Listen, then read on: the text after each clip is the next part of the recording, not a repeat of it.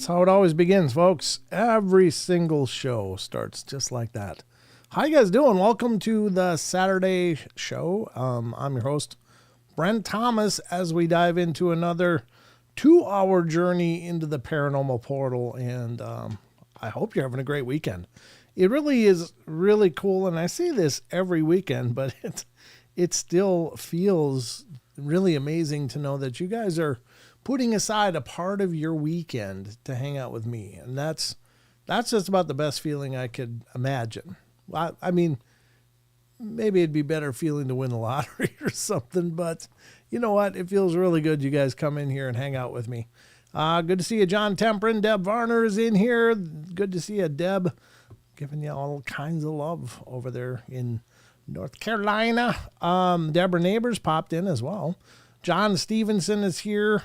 I'm trying to pull it up and just see who is here. We got Rachel Gets It Right. Phil Funk, The Unknown is here. Bad Boy channel is up in the house. Good to see you, Bad Boy. You guys check out his YouTube channel as well. Annie Manul is here. North Alabama Cryptid. Mr. and Mrs. North Alabama Cryptid are here. Good to see you guys. John Stevenson, John Temprin, the Johns are represented. So that's pretty cool. Then who do we have else? Let's just see. I'm scrolling up, trying to find names I haven't read. Mickey G is in the house. Good to see you, Mickey. Great to have you here. Rachel Gets It Right is here. T-Bone, Phil Funk. Awesome, guys. Great to see you. Thank you so much for coming in. I'm just scrolling as I'm talking, trying to find another name that I haven't already said. And they're getting fewer and further. Grateful Owl is in here. Good to see you. I know Chucky Danger's in here as well. Great to see you. Chucky, of course, we're going to feature his work in just a little bit as we dive into the Discord question of the week, of course. And then, let's see, any names I've missed? I might be caught up in the names now. I'm just looking. I don't want to miss anybody if I can help it. And, of course, if anybody's come in as I'm scrolling through the list, I'll have to look back at the end. Looks like I got everybody on the top end. And I think I got everybody on the bottom. Oh, Norman Neighbors came in. Good to see you, Norman. Thank you for coming in. and checking out the show. I don't know if you've been here before, but if you haven't, then welcome. And if you have, thanks for coming back. I appreciate it. I didn't know how it was going to go tonight. Digger Dogs over on Rumble. Good to see you, man. And hello to everybody that might be watching over on Twitch or on X or on Facebook, because we're streaming live to Rumble, YouTube, as well as Facebook, X, and Twitch. And so we're hitting 5 platforms, folks. So I don't know if that's going to matter or not, but either way. Norman says yesterday. What is yesterday? Did I miss you saying something else? Josh Casto came in. Good to see you. I appreciate it. I guess maybe Norman is saying he was here yesterday. Okay, well, welcome back. If that's the case. I'm not alone here, it turns out. I wasn't sure if I was going to be alone, but turns out I'm not alone because I am joined. Oh, look at that T-Bone. Gifting 10 memberships, rolling in deep. Appreciate it. Wow, who got the memberships? Let's just read through who got gifted from T-Bone. Diane Taylor-Marr got one. Phil Jones of Phantom Frequency got one. Congratulations, both of you. Mike Hawkburns got one. Good to see you, Mike. Thanks for becoming a member. I guess you probably didn't have any choice in it. Excuse me, BJ Lapierre. Good to see you, BJ. Thank you for coming in. I'm Rick James. There you go. That's Dave Chappelle, right? I'm Rick James, bitch. No, I'm sorry. The Lady Cara came in. That's a cool name. That's rather regal. Hook and Good Creations by Tina got a membership as well. Kelly Lewis, Randy Mallinson got one, and D Ocean's Deep Woo. D, you're finally a member. About time, just saying. But fantastic. Grandizer came in. Good to see you as well. But as I was saying, I'm not alone. Josh Casto gifted memberships. Jeez, you guys. I don't deserve you. That's all I can tell you. I don't deserve you guys, but thank you so much. PGene63 came in, but Josh Casto gifted 5. Michelle Wolfong got one of those. Shadow Side Paranormal Research got another. Mary Wins got one. Good to see you, Mary. Lars Grass got one. Good to see you, Lars. And Lisa Foster got one. So thank you, Josh Casto and T-Bone. You guys are setting the table here for sure. I'm gonna have to bring out more food for our buffet of weirdness. Now, as I was saying, I'm not alone here. I'm gonna try again, and one of these days I'll be able to eventually introduce the man, because he's waiting patiently in the wings. And I'm speaking, of course, of our good friend and my usual Saturday co-host, Mr. Tex Wesson. What the hell? No, not the Cryptid Corner. I forgot to turn that off last night. Wait for my computer to catch up, folks. It's dogging like crazy. There we go. All right, sorry about that. My computer is just a brick. I'm going to have to sell a kidney here. Just to get a new one. Tex, how you doing, brother? Hey, brother. How you doing, man? I'm doing pretty good, man. It's great. I'm glad you made it. I didn't know if you were going to or not, and that was fine if you couldn't. But I'm glad you're here. What's new in the world? Same old, man. You know, any day above dirt's a good day. So that's right. We're on the north side of the grass, so that's good. Exactly. As long as you can pick the days it's not pushing up, it's a bless. It's a win. It's a win for sure. So, ladies and gentlemen, if you're not familiar with Mr. Tex Wesson, he is the creator and host of Tex's Front Porch. That's TEX' Front Porch, and that is a YouTube channel. And he streams live quite often, as well as it's a podcast, so you can find it on all the podcast platforms. But Tex, of course, is coming in to always help me carry the load on Saturdays, and I appreciate it, brother. It's great to have you here.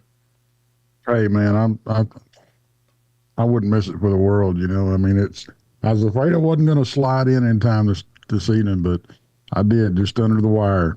Wow. So. It's great. I'm glad you made it. I mean, even if you only made part of it, that would have been perfectly fine. There's no pressure. It's just great when you're here.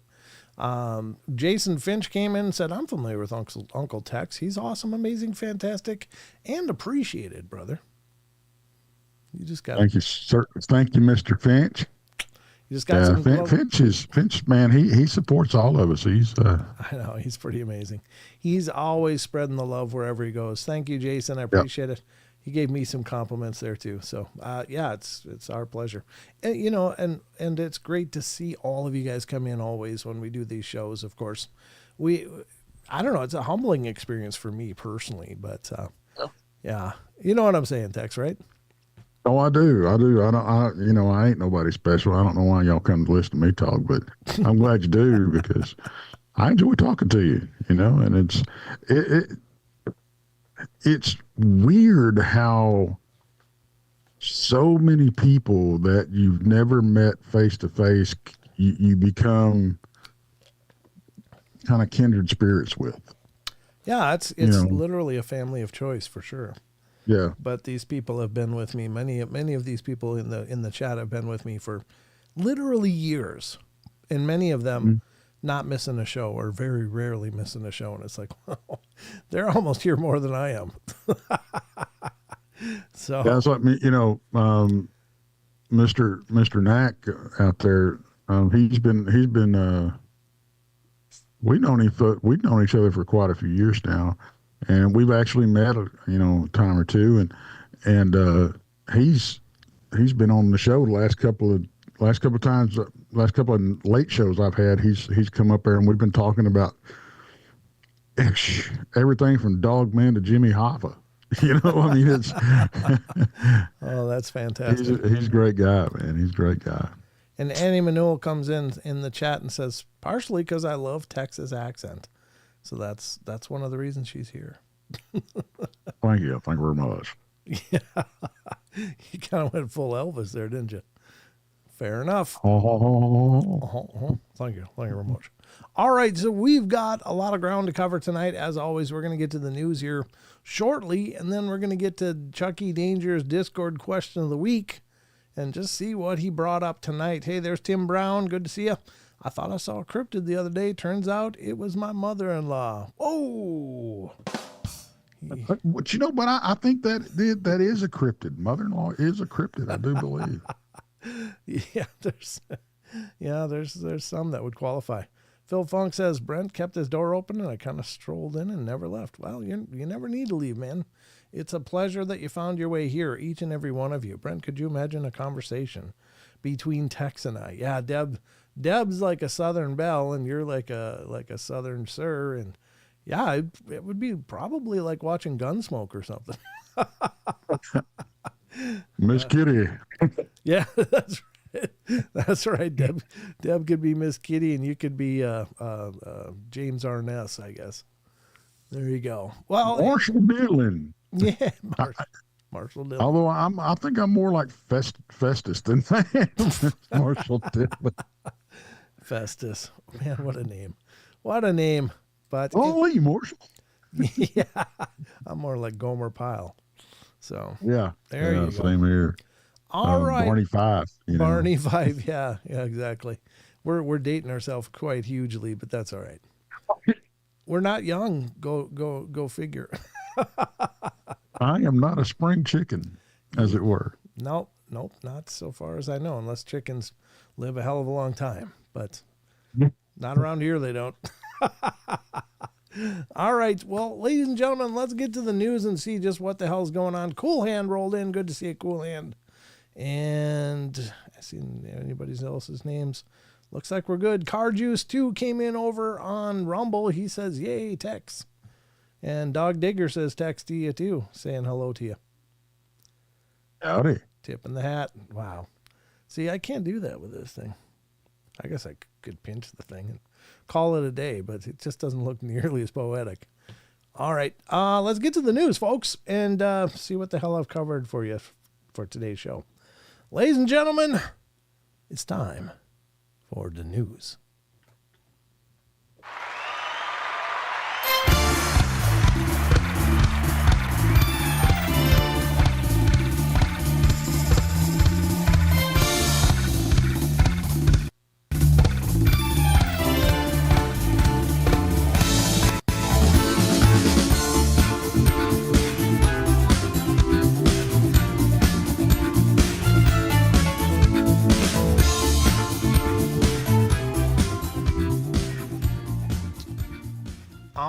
righty, ladies and gentlemen, it's Tex and I bringing you the news. Let me reframe you, Tex, in a manner of speaking.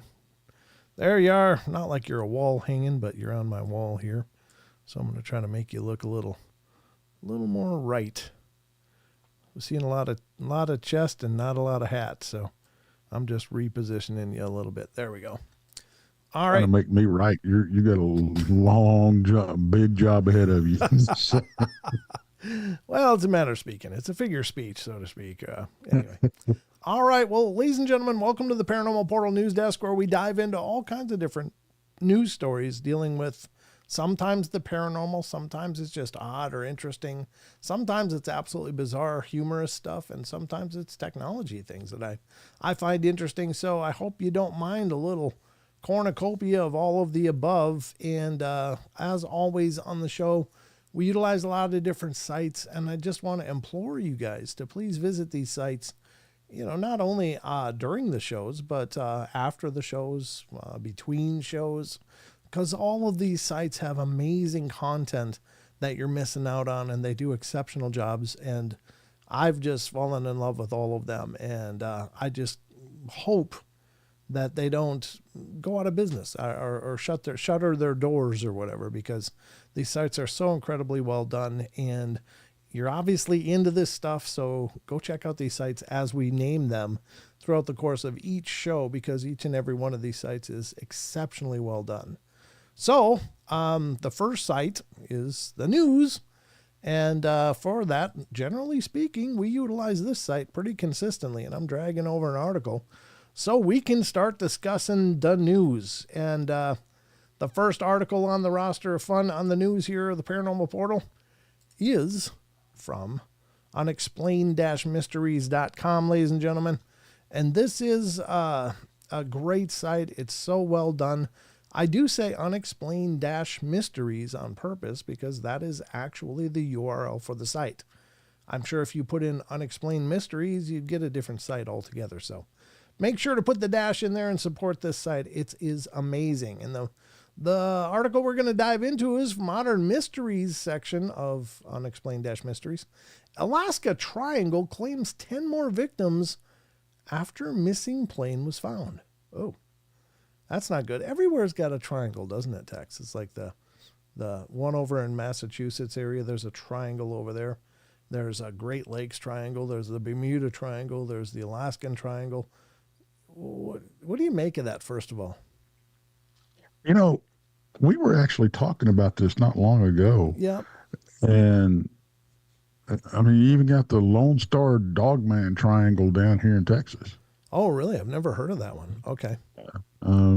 That's great segue, by the way.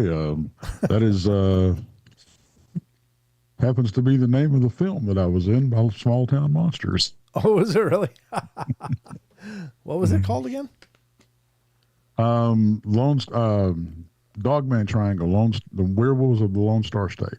Wow. Okay, I'm gonna have to check that one out. I have not seen that. It is free on Tubi. That's my favorite price. Although, Right. I like to support what they're doing over there too, because they do an exceptional job on. And they're a great bunch of people. They really are. Yeah. That was my first, really, I guess, professional thing in front of the camera. Sure. But yeah, it was an interesting Experience. Got to meet all of them, and Heather Mosier and all them, and just absolutely great people. Good. Absolutely great people. All right, folks. Well, check that out if you want to see Tex in action. Did you have a stunt double, Tex, or did you do your own stunts? Man, I always do my own stuff. Always. I appreciate that. I respect that. Okay, so here's the article dealing with the Alaska Triangle, claiming 10 more victims after a missing plane was found. The Bering Air flight had recently been reported missing in a region notorious for unexplained disappearances. The alarm was raised when the small commuter plane, which had departed from Unalakleet,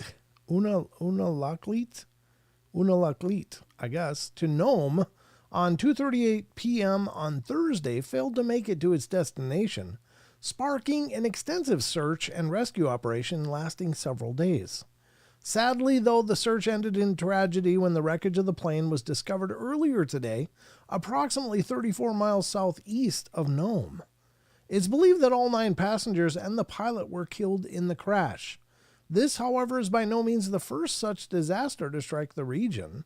In 1972, the area between Anchorage, Juneau, and whatever the hell that word is, Utqiagvik, I don't know, I'm just guessing here, often referred to as the Alaskan Triangle, has allegedly seen the disappearances of over 20,000 people.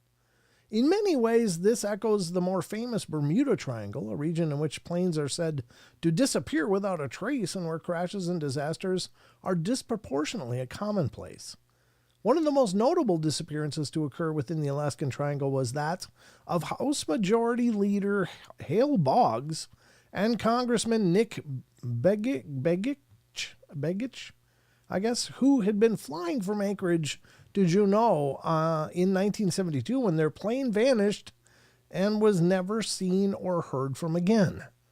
Other disappearances include that of 25-year-old Gary Frank Southerden, who went missing during a hunting trip, Joseph Balderas, I guess, who vanished in 2016, and Florence Okpiluk, who disappeared in 2020. According to reports, over 2,000 people go missing in the region every year. Wow, that's a lot of people. Every year, 2,000 people. Sure. Yeah. That might be a huge piece of land, though, too. I don't know, but it sounds, well, everything in Alaska is pretty far apart. So when they're naming those 3 cities, that could be different, different edges or coasts of the state, really. But anyway. Yeah, I mean, well, you got, you got Juneau, which is the capital, and then you've got, of course, Anchorage, which is, I think, the largest. Is it Juneau or Anchorage is the largest city? But I think Anchorage is the biggest, but Juneau is the capital. That's a lot of territory. A lot of territory, but that's a lot of people, man. Because there isn't a huge population in Alaska either. So no, there's not. All right, well, let's continue. There's just about done here. In all likelihood, the remote nature of the area, coupled with the challenging weather and terrain, are likely to be the primary suspects in this ongoing phenomena. Yeah, that's sad, though. I mean, if it's just, life can change in just a heartbeat. Just boom, your whole world is changed. And, I guess whenever it happens, but it is tragic. It's good that at least they've got closure for all of these. I don't know that all these people have been found, though. I think that would be the hard part. It's like, not only to lose someone you love, but not even be able to give them a proper burial or send off, so to speak. That would be a tough thing. And I'm hoping all of these people were discovered eventually, but I'm probably not betting on it. Anyway, that's the first story tonight. You might not have known that, but now you know that a plane crashed, but they found it. However, you also might have learned that there's an Alaskan Triangle now, if you didn't know that already. Maybe you did. I think I did know that before, but I didn't know how big it was. That sounds enormous. That's a huge triangle. But anyway. Yeah, it is. All right. Well, let's get to another news story because, wait, there's more. And we're going to get into this one now. This is also from unexplained-mysteries.com, folks. And this one is from the extraterrestrial files of Unexplained-Mysteries. That's why I love this site. It has such a variety of subjects and topics that they cover. It's amazing. So this one is the extraterrestrial files from unexplained-mysteries.com. And this one is Mysteries Revisited, the Big Tujunga Canyon Alien Abductions. Now, I don't think this one is familiar at all. Does that ring any bells, Tex? No, it does not. Yeah, I'm kind of interested to hear what this one has to say. Not sure where Tujunga is, but it sounds African almost on. But it might not be. I'm going to go, let's see, I bet it's Tujunga. Maybe. What does that mean? I bet it's Tujunga. So I bet it's in South America somewhere. Okay, all right. Either Africa, South America, or we're both going to be surprised. Let's find out. That's good. A series of strange encounters in California back in the 1950s have often flown somewhat under the radar. California, Tex. There you go. Wow, I wouldn't have thought that Tajunga was here, but there you go. When it comes to historic alien abduction cases, the Barney and Betty Hill encounter needs no introduction. Yet there is another, even earlier case of an alleged alien abduction that doesn't get mentioned anywhere nearly as much. In the early hours of March 22nd, 1953, two women who'd been staying in a remote cabin in California's Big Tujunga Canyon suddenly became aware of a blindingly bright light and an unearthly stillness that preceded an abduction experience that would haunt them for the rest of their lives. During later hypnosis sessions, they recalled being floated into a beam of light and then examined aboard a spacecraft by strange entities who used some sort of scanning device. Well, it later transpired that several other women in the area had also had similar experiences. It is absolutely a very early case in the pantheon of alien abductions, said podcaster Rob Christofferson. Don't know who that is, but... Wonder if he's any relation to Chris. Maybe. Yeah, maybe. It's not a case that gets talked about a lot, but I think it's one of the more important cases that should be looked at more. Perhaps the main reason that this particular case has flown under the radar is because the women had been hesitant to talk about their experiences, and it wasn't until 1970s that the original two abductees from 1953 actually spoke to researcher Anne Drew Fell, who later wrote a book about them. There was also a certain stigma regarding the relationship between the women at the time, and of course they weren't going to talk about these things in the 50s, said paranormal researcher Dr. C.S. Matthews. They wouldn't dare. These women were brave in coming forward.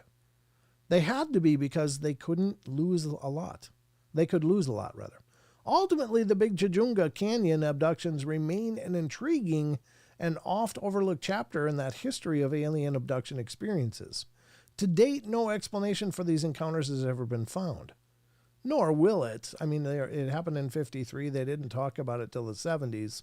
So that's a pretty cold case.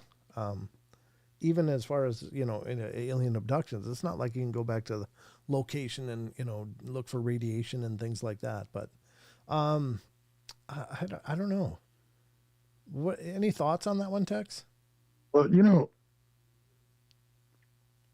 I do applaud them for coming forward, because especially in that time frame, back then, man, I mean, it was, you were labeled absolutely just nuts. Yeah, that was a really unkind era for any kind of strange experiences, except ghosts. Nowadays, if you see a UFO, you're still okay, but if you claim to be abducted, okay, well, you're still viewed as maybe a little out there, but at least it's softening up around, a little bit. But back then, no.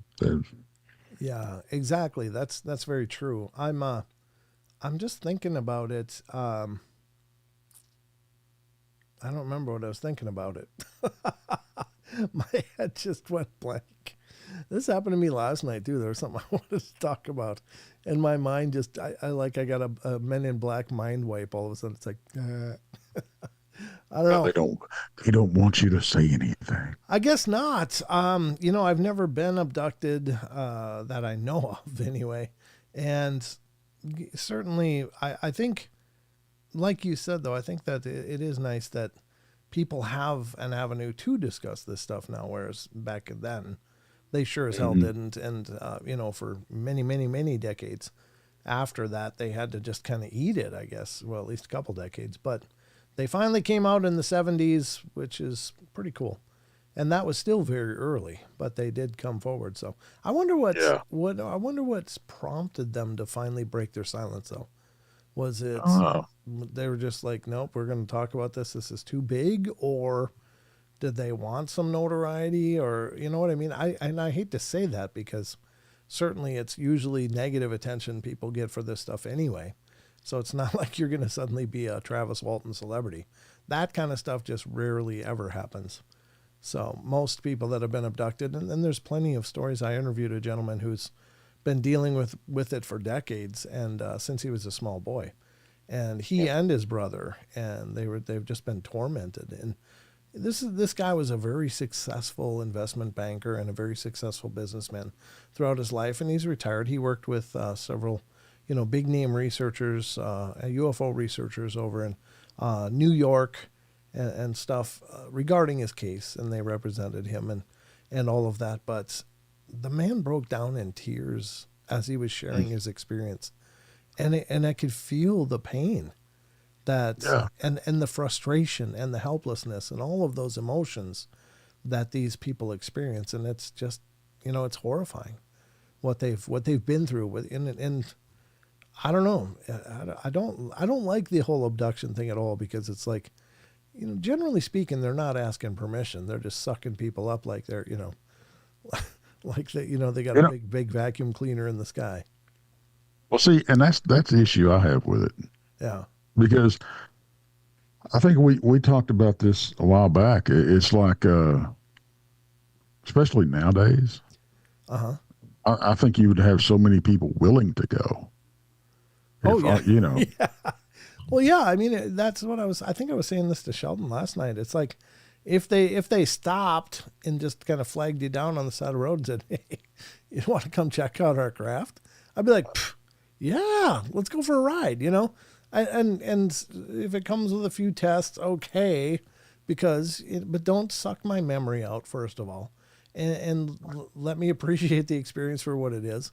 And if it's something I agree to, then, that's okay. And like you said, I'm sure most people would be like, yeah, I want to go in a UFO. I want to see what that looks like. Yeah, for sure. And I mean, generally speaking, they don't eat people that we know of. And, they usually bring people back and whatever, but I don't know. I think it'd be a hell of an opportunity, like one of those one in a lifetime things, but they don't. I don't know. I don't know if that's part of their study to see how we deal with traumatic events and getting our memory erased or whatever. Sure. They set you back down after they give you the Golden Probe Award, and see how you go on about your business. And I'm not sure. Because I don't know. Especially nowadays, it's just not making sense to me. Yeah, it's a tough one. And I'm not entirely convinced that we're dealing with what we think extraterrestrials. Yeah. This sounds more government to me. Well, the other side of it is that some people suggest that what we're dealing with is more demonic, and there's apparently a bunch of cases where people have invoked the name of Jesus or other religious figures, right, and these things just went away. And so I don't know. I mean, if maybe, I don't know what to make of that, but it's fascinating stuff. That's just not. It's like Jason McLean says, that math ain't mathing. Yeah, that math ain't mathing. But there you go. Now we know about a little bit. The only thing I wish this article would have given us a little more meat on the taters here, a little more gravy on the taters, as it were, because it certainly puts this in my narrative, but I still don't really understand. What did they experience when they regressed? What was going on? Was it as articulate of an experience as Betty Hill was able to recount after her regression? That she had many things that she brought to the table and experiences and stuff. So Rachel gets it right, said aliens could have governments who have departments with individual agendas, not all being friendly. Sure, I guess, that certainly it certainly could be. I don't pretend to know. But there you go. That's article number 2. We got one more to go. And by God, we're going there now. So one more article, folks. This is also coming from unexplained-mysteries.com. And it looks like a good one. So we're going to get to this one now. This one may very well be a case of pareidolia. And pareidolia, of course, is the tendency of our human minds to look at patterns and look at images and try to find meaningful shapes within it. Usually it's the face in the bushes kind of stuff, or what might be a lot of blop squatches. Might be a strong case for pareidolia. Is it for sure? I don't know. But anyway, this may be the case, but could it also suggest there's other intelligence at work here? Well, let's find out. Because from unexplained-mysteries.com, the world of the bizarre, giant creepy alien face discovered in Antarctica on Google Earth. So this is right on our home turf, and there's apparently the face. God, that really does look like a face. I gotta give it to him. That looks pretty convincing. I mean, looks like it has balance with one eye and another eye. This one's more drifted and stuff, but this one's more pristine. What looks like the bridge of a nose and I guess maybe nostrils, and then a mouth underneath that. Could just be rock formations and the drifting of snow, and it's just a natural oddity. Well, it looks like a face. Okay. But let's hear what the article says. A satellite image covering part of the desolate Antarctic wastes shows a feature that looks deceptively like a face. From the entrance of a secret base to the silhouette of a giant sea monster, amateur Google Earth sleuths have found all sorts of strange and unusual features in some of the world's most remote places. This latest example, which was recently discovered and posted up on Reddit, shows a bizarre alien face complete with a large nose, 2 closed eyes, and a small slit-like mouth. You can find it for yourself on Google Maps, and then it gives the coordinates. I'll post this in the chats, and you guys can check it out if you have Google Maps. Of course, this isn't actually a face, but an example of pareidolia, the brain's innate tendency to perceive meaningful shapes and otherwise abstract patterns. Well, I don't pretend to know. I would wager that that's probably true, but I also think it's presumptuous of the author to say that. It's the same phenomena that enables us to see familiar shapes in clouds, and it is also responsible for the discovery of various weird and wacky anomalies on the surface of Mars. I don't think all of those are pareidolia. No. The Antarctic face is certainly not the first such example, and no doubt it won't be the last. So, I don't know what this other image is. Giant face in Antarctica. Well, I'm going to copy this link. You guys can take a look at it. Maybe if you're able to zoom in and look at it a little more robustly, that would make more sense, but here we go. Hi, Ghost854 is in here. Hey, Ghost, good to see you. Thanks for coming back. All right, so here's the article, and the coordinates for that are in there, so please check out the article and then check out those coordinates. If you let me know what you guys think. I would be interested in your opinions. I think this is maybe a comparison face, like this is what it could actually look like. Maybe, but again, it's most probably just drifting snow on rock formations, and it just the right lighting and a number of things, but maybe not. Antarctica is a really mysterious place full of lots of potential weirdness. Not that people stay down there a whole lot unless they're researching ice cores and stuff. But generally speaking, I think there's probably a whole lot. Of course, there's the story that Antarctica was once tropical before a polar shift. So, I'm sure there could be some amazing stuff under that 2 miles of ice. 2 miles of ice or 2 kilometers of ice, whatever it is. It's like, oh my God, that's a long lot of ice. But anyway, there you have it. What were you going to say? Oh, I was just saying, I was watching a documentary just last week about the expedition, the latest expedition they had in the Antarctic, and they were taking ice cores. Mm-hmm. They were above a subglacier lake that was flowing underneath the glacier. Mm-hmm. And what I thought was interesting is the glacier, they didn't have to move their camp. They didn't have to drill any more holes because the glacier was moving 3 feet a day. Oh, wow. So it was like they were doing a roving scan of it, huh? Oh, that's pretty cool. That's pretty cool. That is pretty cool. Wow. Well, there you go, folks. Is it a face? Is it pareidolia? Is it Just the perfect drifting of snow and rock formations creating what looks like a face. I don't know. You be the judge. I'm just saying you never rule anything out completely, but let me know what you guys think. It has a weird sense of balance to it, though. That's what's kind of throwing me. Yeah. You know, it's got what looks like a balance, which would the symmetry is thank you. Yeah, symmetry. Yep, that's what I was looking for. Yep. That's interesting. Very interesting. Okay. Well, ladies and gentlemen, that's going to conclude our journey into the news. As soon as my computer catches up. Look at that spinning. There we go. All right. I didn't push it, though. I just let it go. Dex, are you frozen? I don't know, am I? Nope, you're good. Okay. You were just sitting there still, and I was like, well, I actually lost Sheldon twice last night. He just... Yeah, my Discord just totally... Not Discord, but my Zoom just totally, pooped the bed. I almost cussed, but yeah, trying to keep it family friendly around here. So, all right, let's continue on. Werewolf says hi, Tex.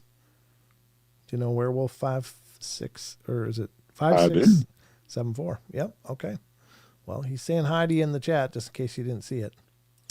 All right, let's get back to the rest of the show, folks. We got to get into the question of the week. And then wherever else we end up, I got, of course, more of the real life creepypastas and then some creature reports from the Cryptid corner. So let's get back at it. Hang on. We're going back in.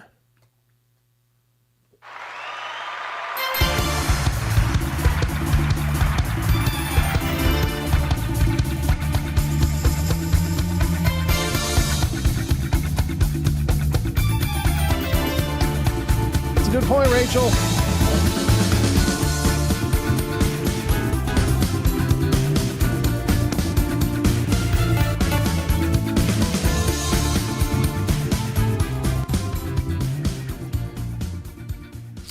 You hear my computer skipping? Does that coming through where it's skipping like that?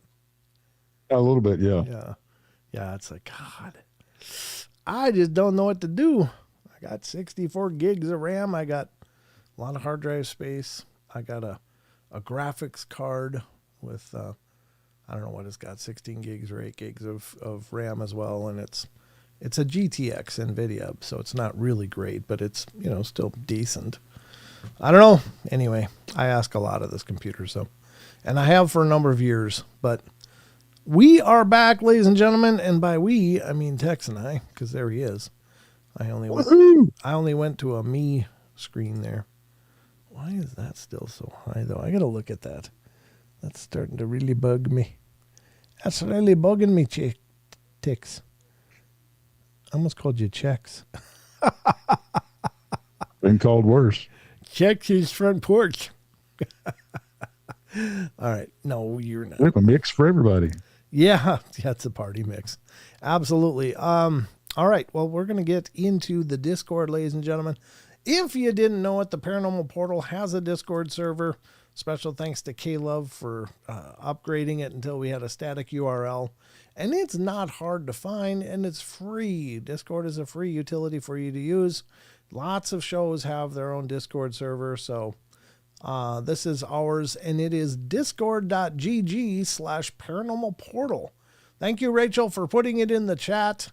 Again, that is Discord. It's HTTPS. I wonder if I can just copy that.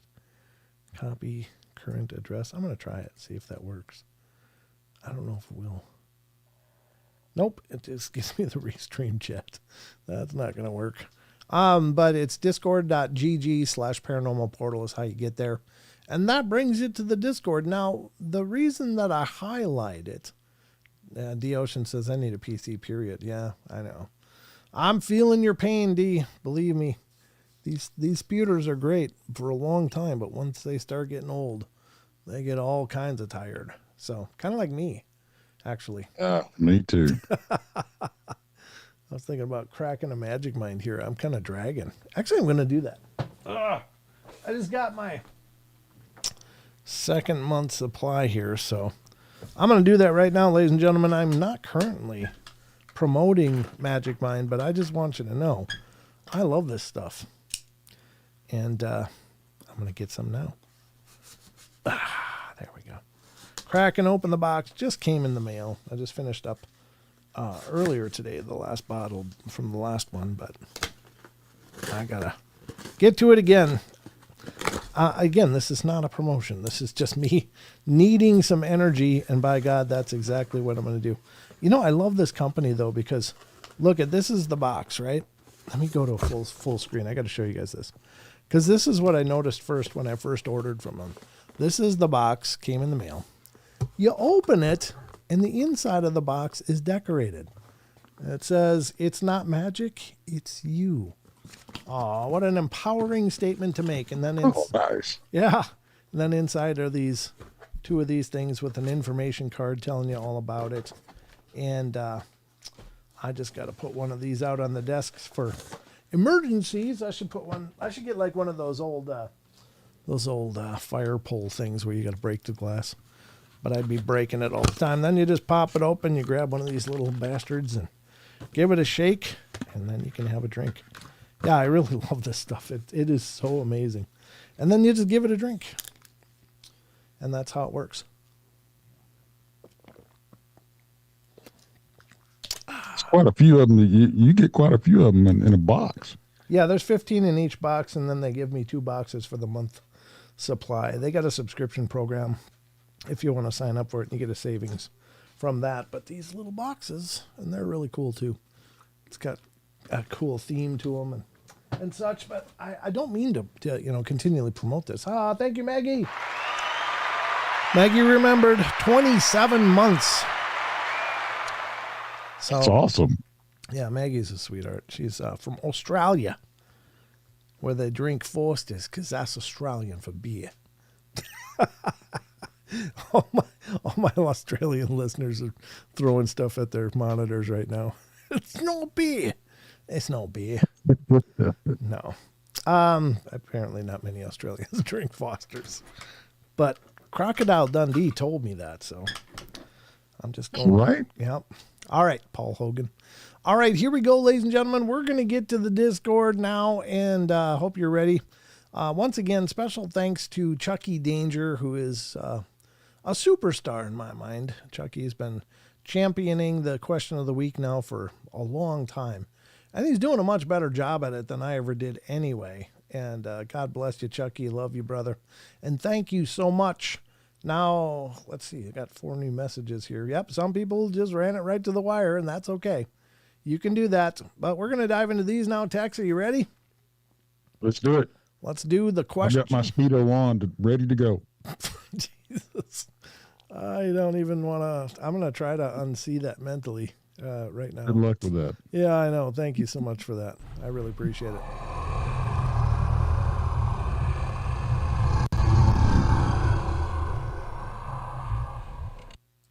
All right. And remember, next Wednesday, ladies and gentlemen, Krista from Blondes' Booze is going to be joining me right here on the Paranormal Portal. So that's next Wednesday night.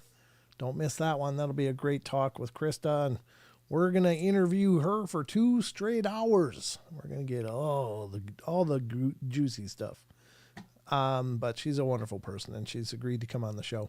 And then that'll be turned into a podcast as well. So that'll be coming up on Wednesday. So join us then. But don't leave us now, because we got a lot more to go. This is the Discord question of the week, ladies and gentlemen. And this is the Discord. This is what it looks like. Here's the Paranormal Portal Discord right here.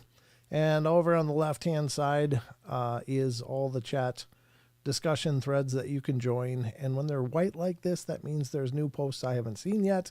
When they're gray like this, that means I've seen all of them. So that's kind of nice. You can at a glance go, oh, there's something new in here. It's all bright white. So you click on that. But what we're interested in today is the question of the week. And this, again, special thanks to Chucky Danger. His question for this week on the portal is, question of the week: do you think when we see or communicate with ghosts that sometimes they are really just people from a parallel universe much similar to our own? That's a great question. That's something I've pondered at length. What do you think of that, Tex? I can't say no. Yeah. Can't say yes. But I mean, it's a possibility. Absolutely, it is. I mean, there's the whole time variable thing where it's actually people from the past or even potentially people from a future, and we're the ghost to them, they're the ghost to us, but could be interdimensional as well. Maybe we're just hitting one of those bubbles where the dimensions kind of merged. So I mean, it would explain a lot of the intelligent answers that we get. yeah. I wish they'd tell us something that we would really help though. Like, hey, And maybe we're asking the wrong questions. where's the treasure buried? Oh, it's over here. Oh, okay, thank you. Maybe that's what we got to ask. I don't know. They're not going to be able to use it, right? Right? What are the lottery numbers in your dimension? Yeah, exactly. What were they? Is it possible they're the same? All right, well, first up comes Eric the Wandering Purple Hobbit, and he comes in and says, anything is possible. It makes sense after all. Parallel universes theory would explain a lot.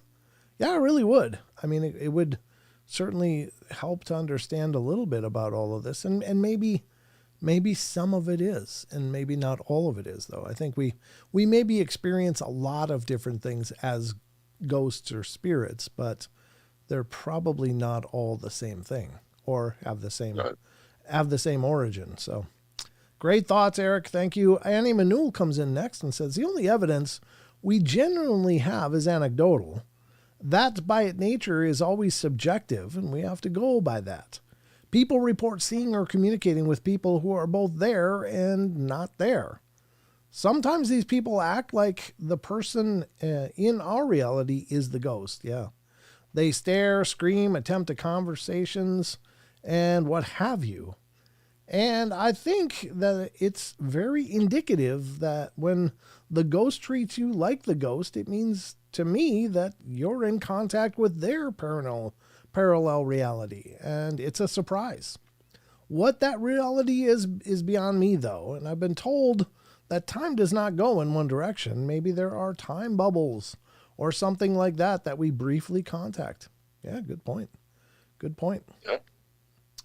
That's very insightful. All right, Eyes comes in next, AYZE, with a whole lot of weird characters on either side of it. Says, I feel like time isn't linear, so what is to say that they aren't dead people, but people who have already lived, died, and are living still, just in a different vibration of light. Just the right conditions, and there you have it. An anomaly. That's a great thought.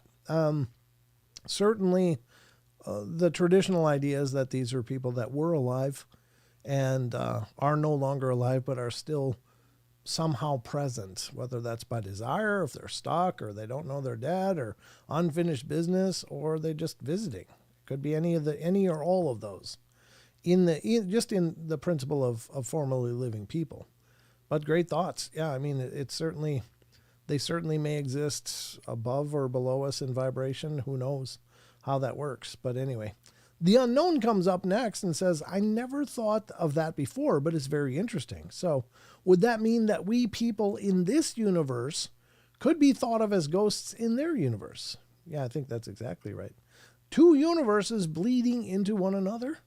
That could explain some ghost sightings. Some say ghosts are surprised to see them in their house or bed, but that doesn't explain other sightings where they seem to scare and haunt people. So I don't know, but do parallel universes exist?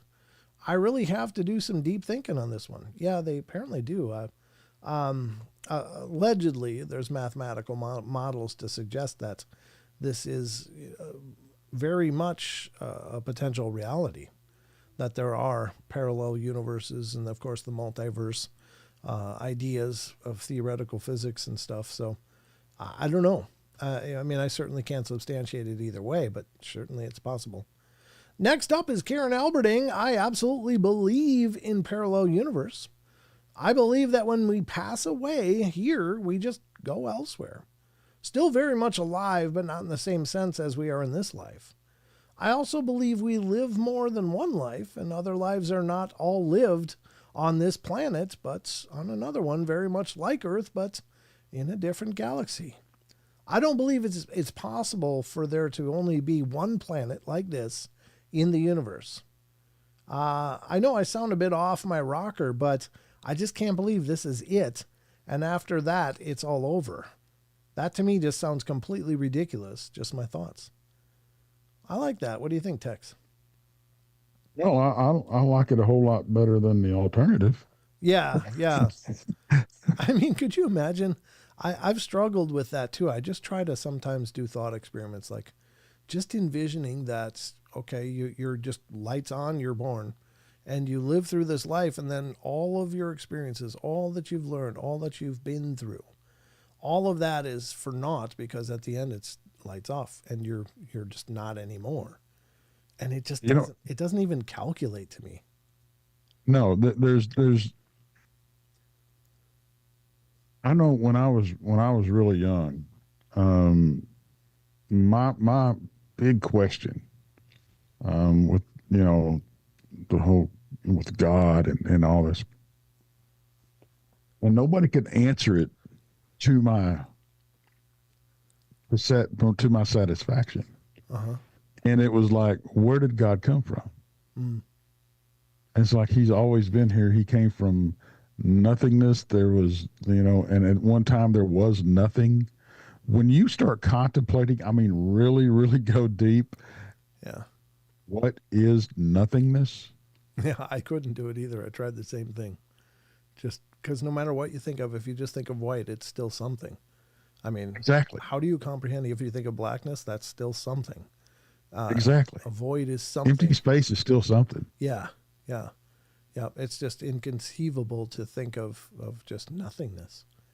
And the thing with and this is just me throwing my 2 cents out there for whatever it's worth, but I think the problem is often we try to personify what we understand as God in our terms, because we still think that time is this linear development of things, and things came before us and things will go after us, and somewhere in there is where God came into being in this long chain of events that we call time. But I think time only exists in our paradigm, that that all things are happening in this one instant, and that we're all ideas in the mind of God. Like, the mind of God is universally present. We're like an imagined idea floating in this infinite divine mind. And that, I kind of like that personally, not to pat myself on the back, but I like the idea that we're not really separate. We just think we are. We're still intertwined into this beautiful tapestry that is the divine. And I think that's, to me, it's comforting. But anyway, just my 2 cents. Right. But yeah, I think it's fantastic to ponder those things. And I met somebody, one of those few people that not long ago, that believes that when you die, it's just done. Yeah. And I'm like, but they don't believe in God. They don't believe in cryptids. They don't believe in UFOs. They don't believe in ghosts. None of that. And and the governments tell us 100% truth. Yeah. Yeah. Wow. I'm like, okay, yeah, enjoy your walk with the blinders on. Yeah. Yeah. Yeah. And could you, I mean, there's the old argument too. It's like, the atheist, which, believes in nothing and has no faith or any idea in the permanency of the soul and consciousness. And then there's the believer. And so, as the atheist nears the end of his journey, it's just this ultimate surrender. It's like, well, it's about to be all done. But for the believer, they go into this with anticipation and excitement and stuff. And even if the atheist is right, the believer left with, with this state of, hopefully with this state of anticipation, excitement, joy, and, gonna, reconnect and all these ideas that we have of what it means to pass on. But, and if they're wrong, they went into this nothingness absolutely excited and happy. And if the atheist is right and knows that that's what they're facing, then what a sad state that is. To your last moments on earth is like, well, I'm just about to be erased. Suck it all in, and for what? Because it's just this ultimate defeat. And that to me seems sad. I don't understand it. You know, I don't, to me, and like I said, this is just me from the outside looking in on their perspective on the, um, I just, that seemed just like such a life with just so much hopelessness in it. Yeah. Yeah. Could you imagine thinking you just you're born to die? Yeah. I can't believe that. Sure. And in a sense we are, but it's not true death. It's not a ceasing of existence, but just imagine if your worldview was whatever your experience is, this is as good as it gets. And then it's nothing. And my God, I just can't get there, and I don't want to get there. It's like, no, I don't either. No, we've got to be able to do better than this. There's got to be something better than all this. Not that life isn't beautiful and all of those things, but it's like, man, there's got to be something that all of this is for. And I don't know. It's like the song says, I'm not afraid of dying. It's the thought of being dead. Uh-huh. So just prop me up by the jukebox if I die. Yeah. Amen. Amen for that. Well, there you go. Let's go to the next response here. This is Steel City Stacker. I believe they are the souls of the past, and we're all creative energy. We are all creative of energy. And when we die, its energy is converted to another form, and the manifesting of a ghost to which we can see is part of that energy that I talk of. Yeah, I think that's fair enough. I mean, honestly, sometimes in religious symbolism, we're told that we have a soul. We have a soul. And I don't think that that's accurate at all. I think you are a soul. That's the consciousness of you. It's not this thing in your pocket that you kind of lug along and you hope, hey, does this give me like a token, that you get to continue into the next life because you got this token. But you are the soul. You are the lights in the temple, Right. So anyway, I don't know. I just can't buy the fact that we're just here and then we're gone, because one, I've seen too much evidence of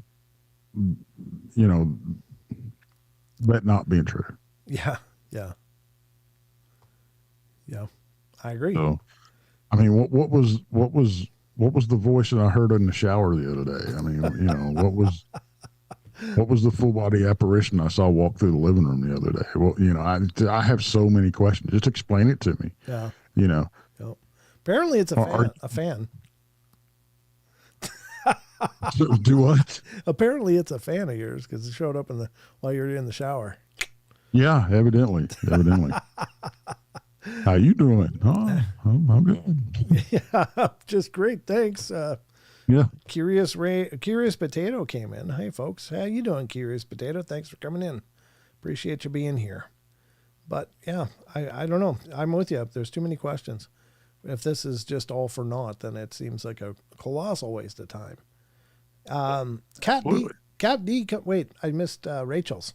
Rachel 101 comes in next, says, I think in some cases they very well might be. There could be a cross of space-time that passes into our universe, and it could be a very natural phenomena that's just beyond our grasp, just as when we look at the sky and say UFO or drone or satellite, until we know, we don't know. Yeah, that's fair enough. I think that we exist in these bubbles of reality, and sometimes these bubbles kind of merge and then they unmerge, like they kind of pass in, I don't know how else to explain it, and that's probably a bad metaphor, but I think it's something like that. Yeah. Yep. There you go. Cat D comes in next and says, I definitely believe in parallel universes, and I've felt and seen ghosts. I was once shaken out of bed by an older ghost lady and clearly felt and could see her apparition. I have heard of time slips, visualizing different parallel universes, dimensions where we ancestors, pets, or others could be living in past, present, or future lives. I know I have felt my dad and other pets since they've passed. So many possibilities, so much yet to know. Yeah, great thoughts. Great thoughts. I think, obviously there's no grading or well, this is a good answer, this isn't a good answer. They're all fantastic answers, and they're all both right and wrong. We just don't know enough, but I think, honestly, I think you guys are right on. Josh Casto comes in next. Great question. I think possibly both. We do live in a crazy world, residual energy entities, trapped spirits, demons, all of the above. Yeah.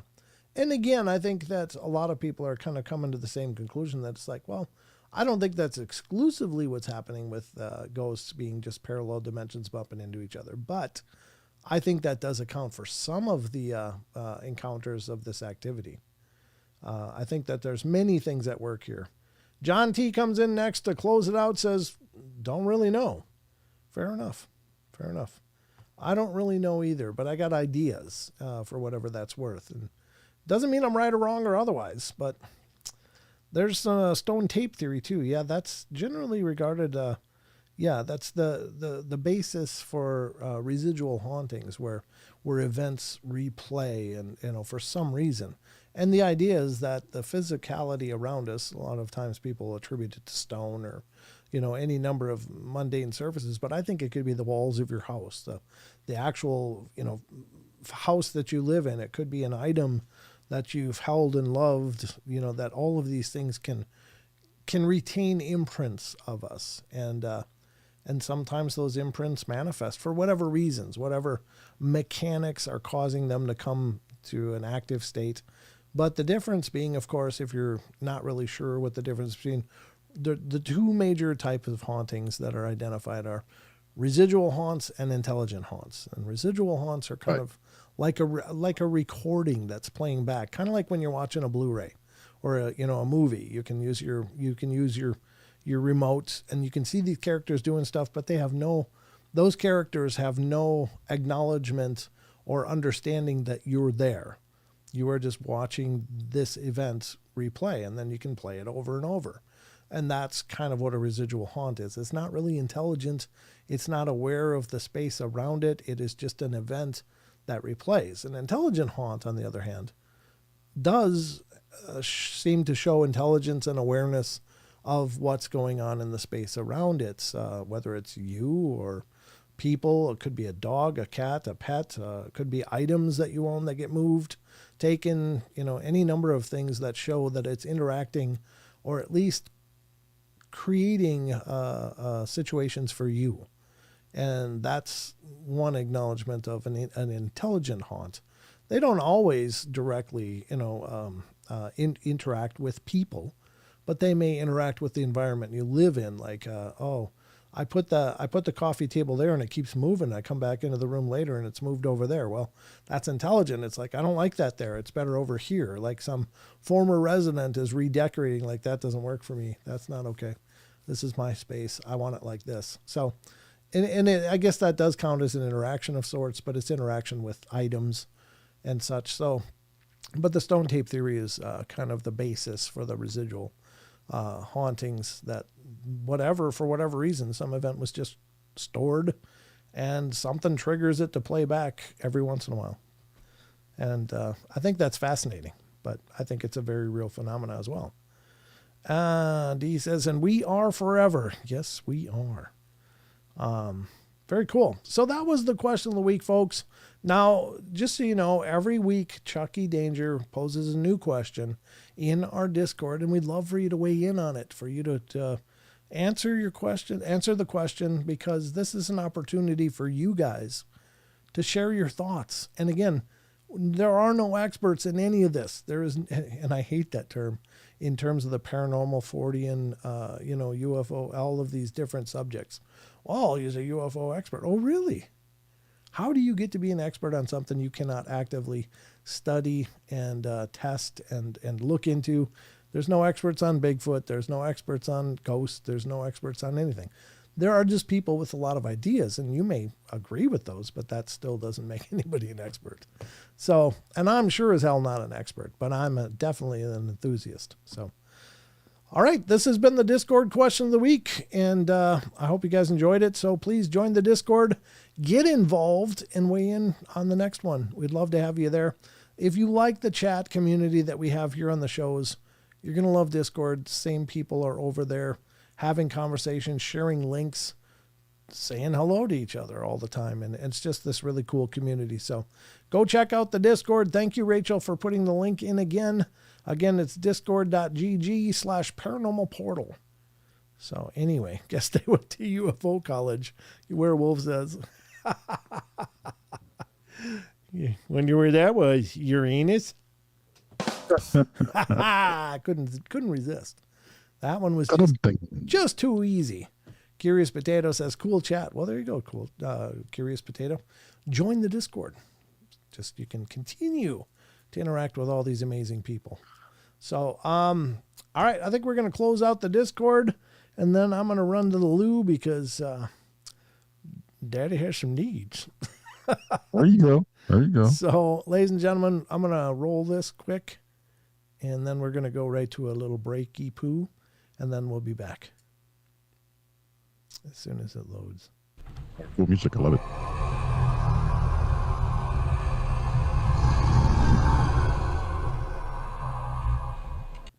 All right, so we're done with the Discord question of the week. And now I'm going to run to the loo. You guys are going to enjoy this little video that I put together a long time ago. And let's see, which one should I play? This one, maybe. Let's play this one. Here we go.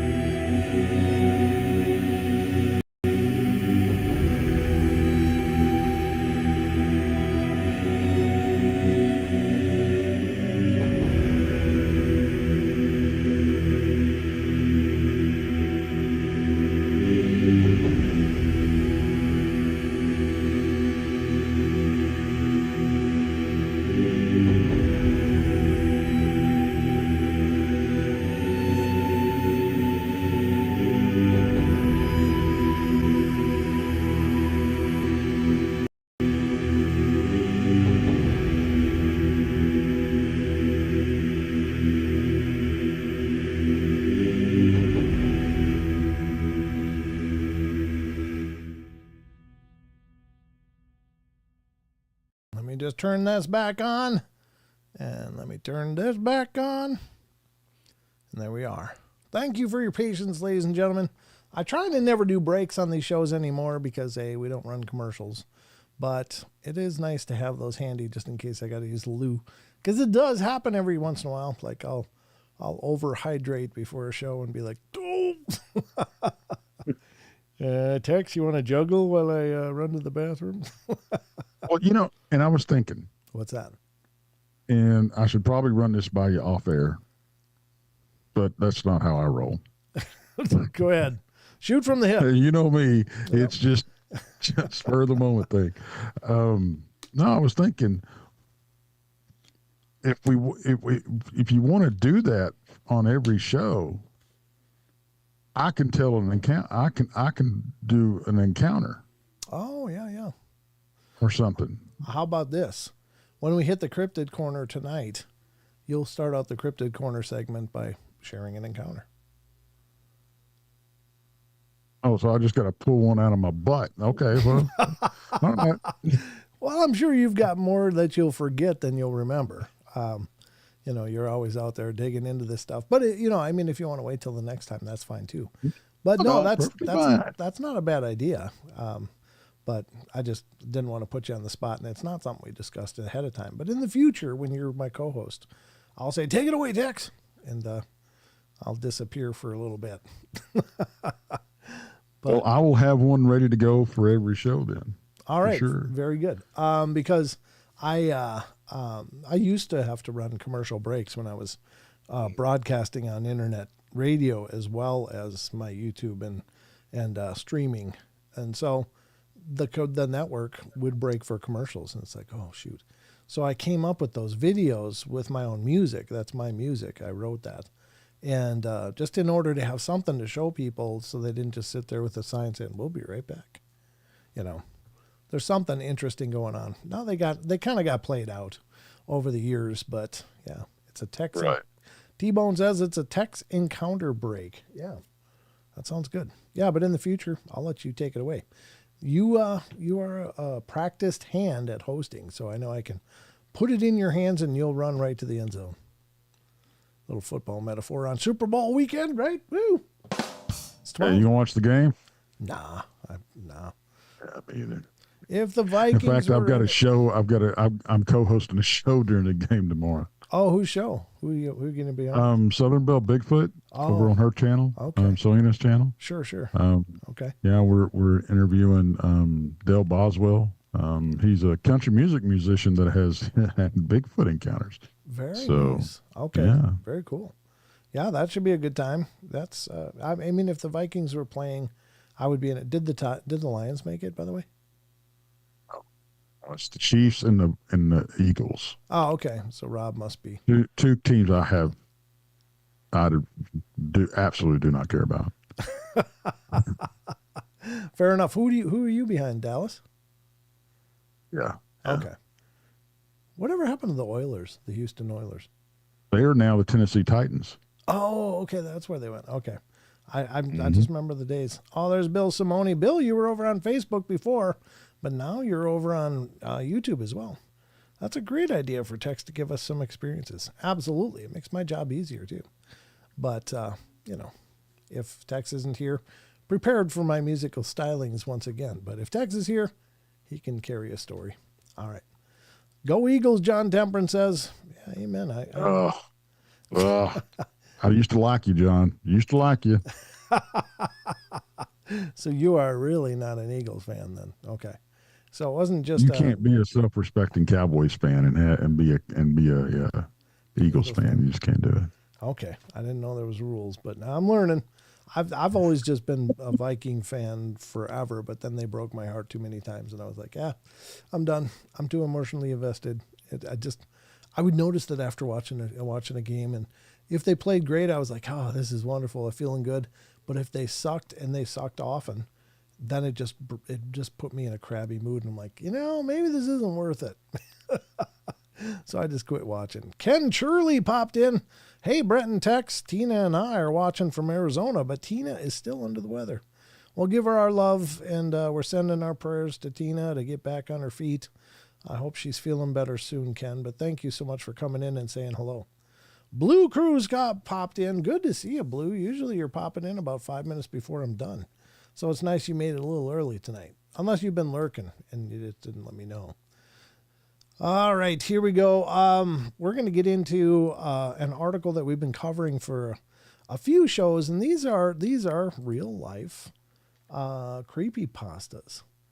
And creepypastas, as you know, are these fabricated tales that are popular on the Reddit threads and stuff. But these are apparently real experiences that are just as strange as what you'll see on creepypasta.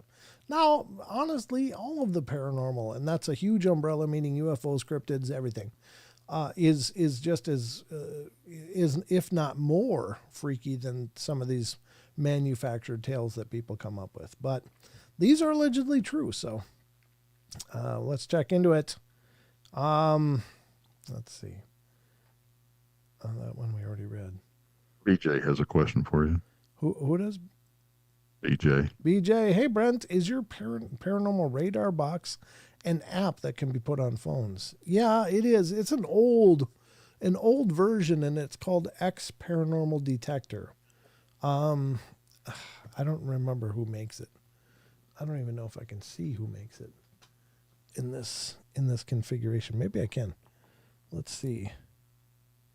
Let's go to settings here and just have a peek. Hopefully I didn't break nothing. Yeah, just make sure you don't put triple X. Yeah. I think I screwed something up now. It's just chewing on it. Sorry about that. Ain't broke, don't fix it, and don't touch it. There it is. Let me just look. Current version is premium. Yeah. It's fine. Once you get the rabbit ears in the right position, don't go up and mess with them. I know it's stupid of me to do this in a live show, especially given how much my computer is struggling anyway. But no, I can't see who makes it from here either. But good news, file looks safe. Thank you. My antivirus is like, hey, this looks bad, but it's just an old software. Yeah, I don't know who makes it, but I'll find out. It's just called X Paranormal Detector. Whatever company makes it, I'm not sure. I know it pops up right at the beginning. I can go to their webpage and look for an update, but I never update it. So anyway, there's a quadruple X beer here. Maggie says over in Australia it's four X's, 4X beer. That sounds like poison, Maggie, like what you see on cartoons. Yeah. X Paranormal Detector. That looks like the same name. Yeah, that might be it. Rachel put it in chat. I don't know. I can't open the link. Well, I mean, I might be able to. I guess I could try. Let me just try. I don't know. Ask more of my computer here, but let's see what it pulls up. I don't know what their newer version looks like. Free trial version. I'll just, God damn it, I don't want ads. But it's only letting me use an ad blocker. I'm not using an ad blocker. That's just freaking hell. Just go. Just refresh the page. I don't know. Whatever. All right. It's making me look at ads, but God bless it. Yeah, this is the fun part about doing this live on the shows. I just did this. I'm not using one that I know of. It's just not letting me do this. Let me open it in a different browser. This one has a built-in ad blocker. Let me open it on my other browser here. Sorry, folks. I just want to see if I can figure out if this is the right web page. I think it is, because I don't think they can have more of that on there. I don't know. I screwed up something now. The life of a host. Yeah, this looks right, I guess. You know, I'm curious as how these EMF and detectors are supposed to work on your phone. Well, I mean, they all use magnetometers, which can detect EMF anomalies or EM variations. And so they map those variations, and if they're a certain intensity or they're, they can do it in the space around you. Your phone can do it. Everything that uses wireless can do it. Huh. They all have built-in Did not know that. they all have built-in magnetometers. So it is, however, like not quite like a K2 meter, because K2s have a much broader range, but a magnetometer has a more small subsection of the EMF range. But it will detect anomalies within the space. Yes, this is the one, Rachel. That is definitely the one. It looks the same. Doesn't look like they changed the interface much. I don't know when this is dated, but that's the one I use for whatever that's worth. Okay. Getting back to the show. Here we go. This is the Real Life Creepypastas. This is an article by Michael Choi. It's on ranker.com. Check out ranker.com. Excellent site. Lots of lists dealing with lots of different subjects. So check it out. I'm sure you'll find something you enjoy. The first one we're going to read here is called Mother from Another Plane. And where the hell is it? There we go. That's the button I'm looking for. I have a 2-year-old who always asks my wife, "What other lady doing?" And my wife is always asking him what he's talking about. And he usually answers. The first time he replied, "Oh, she just playing." Second time he replied, "She making dinner." Third time he replied, "She's here to play with me." He's 2, so imagine really erratic toddler speech patterns going on here. So my wife is telling me this story about how this is kind of creeping her out. Apparently after this, he said she had to go make lunch, and he went and played in the corner where this woman always is. And he was having an absolute fantastic time, laughing, giggling, playing cards, etc. Suddenly, he tears his tail around the corner and exclaims to my wife, "Lady say I am Uber." And he stops and looks at the corner and corrects himself. "Exuberant. Mean I am happy." Well, my wife was out the freaking door in 5 seconds flat with him. Fast forward maybe a month, and he hasn't mentioned it since. Though earlier this week, we realized that when he comes up with crazy stuff, he now says the man in the yellow hat taught him on TV. He likes Curious George.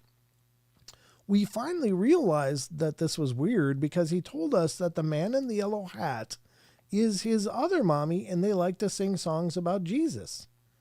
And I asked him who Jesus was. He's 2, so we've never brought up religion with him. And he goes, "Mommy in yellow hat say what, Mommy?" And then he looks at the freaking corner of the room and says, "He Lord and Savior." So F it. We've been in a hotel room for the last week as we look for a new apartment. I don't know. Is that real? I mean, it could be, but it does. What do you think of that one, Tex? My gut is telling me, I don't know. My BS meter's going off a little bit, but I'm thinking, why are you looking for why if they're talking like that? Why are you even looking for another room or another apartment? Yeah, I don't know.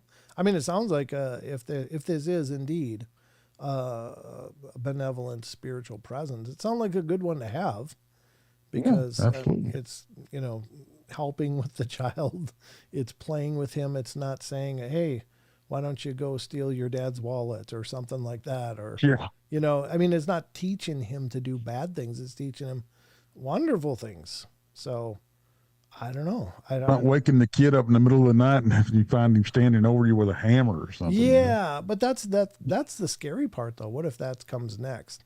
Like after it, yeah, you never know. Yeah, I mean, that's because sometimes these things start out looking really cute and awesome and fluffy and loving and warm, and then all of a sudden, you've got to go call a priest and deal with scratches in your back and all kinds of fun stuff. So I don't know. I mean, how can you know? You really can't, but it doesn't sound like a bad haunting, at least as far as this is concerned. I don't know how long it was going on. Generally speaking, the really dark things start out like that, and then after they've got the established relationship and the trust, then they start screwing it up. And but it brings up another question. How do you cleanse? How do you go about cleansing an apartment? It's just a box. I mean, it's a living space, right? Yeah, but well, you can't cleanse every apartment, but you can cleanse exactly. your space in it, and it is possible using different modalities to quote unquote seal that space, or I mean, it's like a church can still be in a crime riddled neighborhood, but it's still a church because it's been Well, yeah, but sanctified and prayed over and you know what I mean? well, yeah, I get that. But I mean, if you run it out of, just your box, you know, and it's just knocking on the wall from the box next to you, Yeah. it's not like you can get up in the attic in these things and run it out of there. Yeah. Yeah, you might not be able to eradicate it from an entire building, but you can at least make it so it doesn't want to enter your space. Because it's all about energetic tuning and Yeah. that kind of stuff. So it's like what can you say? Like let's say you're in a place where everybody likes it really hot, but you turn on the air conditioner really cold, so nobody wants to come visit you. It's kind of like that. in a spiritual sense. Does that make sense? I don't know. Those are my thoughts anyway. Yeah, I mean, hey, it works, I mean, Sure. it's kind of like, bombing your apartment with the bugs, I guess. Yeah, exactly.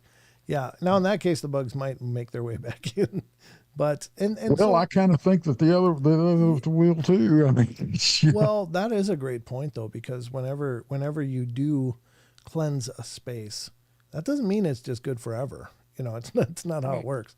It's got to be maintained, just like an exterminator has to continually visit a space because you can't account for all the other bugs that are coming in or finding their way in after the poison kind of loses its effectiveness.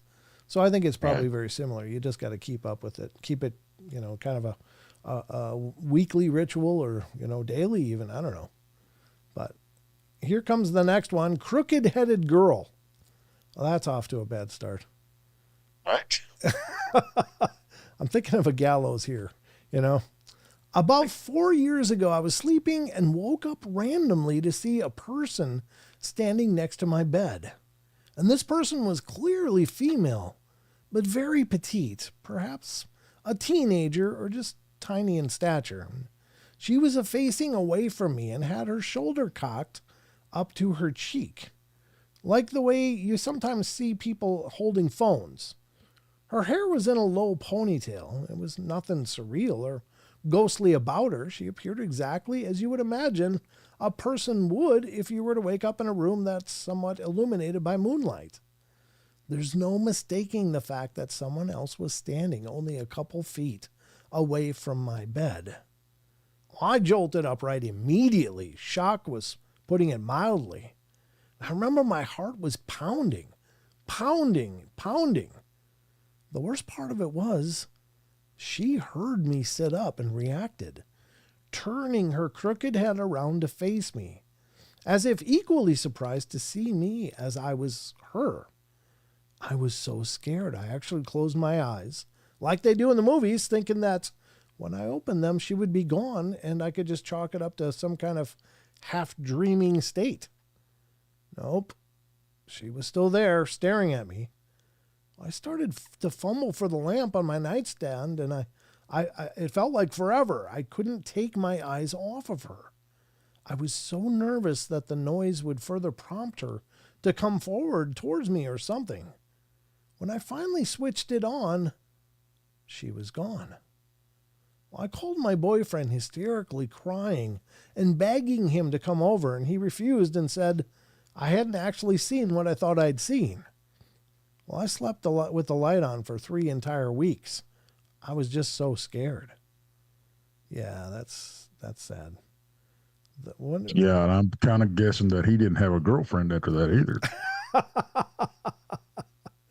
Typical, guy. Just can't be bothered with it. Just go back to bed. It's 2 a.m. Jeez. Yeah, that's creepy, though. That is creepy. I mean, if something is so well manifested that it looks like it's actually there, that's a lot of energy, I would think. But,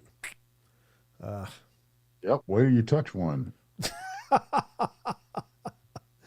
yeah, I don't know, Tex. You've got a strange bunch of experiences. I've never patted one on the head, but the most contact I can say that I've had is I've been poked, I've been touched many times, I've been scratched once that I know of. I suspect there's more scratches in my history, but I couldn't be sure that it didn't happen in my sleep or something. So, but Right. but yeah, I don't know. I've certainly never. But then again, I wonder sometimes as you walk around, and I've said this on my show many times. It's like you walk around and some people just don't look like they fit. Just their Mhm. behaviors, their mannerisms are all weird, or they just seem incredibly distant to everyone around them, and they're just kind of doing their thing. And I always think, is that an apparition or is that a person, or is that a disguised alien? I've got kind of a whole cornucopia of things going through about that. Could be an alien, looks like a person, but it isn't a person. Doesn't know how to act. Could be a spirit that's really kind of not really here, but seems like it's here. Or it could be just a really awkward person. So, I don't know. We'll do one more and then let's see. Yeah, we'll jump over to the cryptids after this. The uninvited makes herself heard. The uninvited. That sounds pretty diabolical. Yeah, that's no. I used to work for my dad, who was partially self employed, doing regular maintenance and floor refinishing for a child care program called Head Start. One center was in an old school, which was built not long after the turn of the century, and it served as a building for church functions in addition to housing Head Start and another child care. Well, we always did floors over the summer. Anyone who's stripped and waxed floors knows when you're putting the coating back on, it's quiet and relaxing.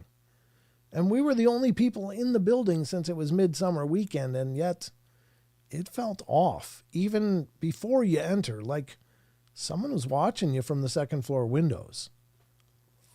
So here we are making slow progress across this huge room where we hear something upstairs and stop. And then it sounded like someone was skipping across the room and back a few times and just stopped again. Well, we finished the layer and went upstairs. Nobody was there. So we closed the doors and went downstairs to start the other room. And once again, the sound started. But this time, I sprinted upstairs. And the sound stopped before I reached the hall, but all of the doors were open at various angles.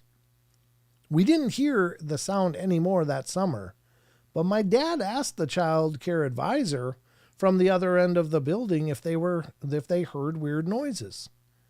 Well, she said no, but that one day they were sitting down for snacks and a couple of kids were staring in the corner.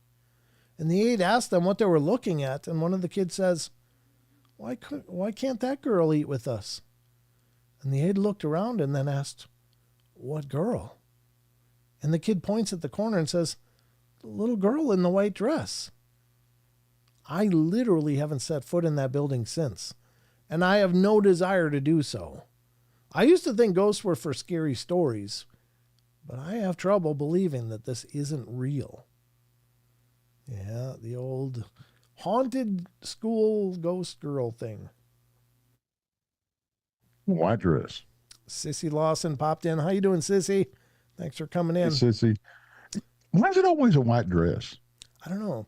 Was that a real common school dress back in the day? I don't know. But I mean, think about it. You always hear about the woman in white. Sure. Even every ghost that's a lady of the lake, they're in white dress. Sure. It's Well, I mean, is it just white because it's maybe giving off a bit of light of its own, and it's, that's possible. you It's know, translucent to the point that it looks white. yeah, like it's glowing a bit, but Mm-hmm. yeah, I don't know. Very weird. Ghostly glow. Yeah, exactly. That whole eldritch glow or whatever they say. I think that's more of a green, but anyway, it's still crazy. I don't know why, but you're right. It's a common thread in ghost experiences. But maybe the ghosts are just black and white. You know, they can't afford color. I don't know. Just saying. Who knows? Well, if they're old enough, you know, they haven't got, you know, they haven't went color yet. Speaking of color, do you know what's interesting? You remember the show The Addams Family? Oh, absolutely. So that was a black and white show, but did you know that the actual set, they painted the walls pink because it showed up really cool in a grayscale tone. But that whole set was pink. All of the walls, which kind of wrecks the whole spooky haunty kind of feeling. Makes it more of like a Barbie a Barbie right? cabin house or whatever. The Barbie love mansion. I don't know. Yeah, that whole thing was pink. Look it up, folks. I'm not trying to convince you nothing. That's just what I heard. That's going to wrap it up for this. I think we're going to get to some cryptids now, so buckle up, folks. It's about time for some cryptids. You ready for some cryptids, Dix? Always ready for some cryptids. Well, then, by God, let's dig into some cryptids. I'm playing with my EMF detector. Nice. And the only way I've ever got it to light up in this room is to hold it right against one of those speaker magnets in my my computer. Well, that's good, though. That means...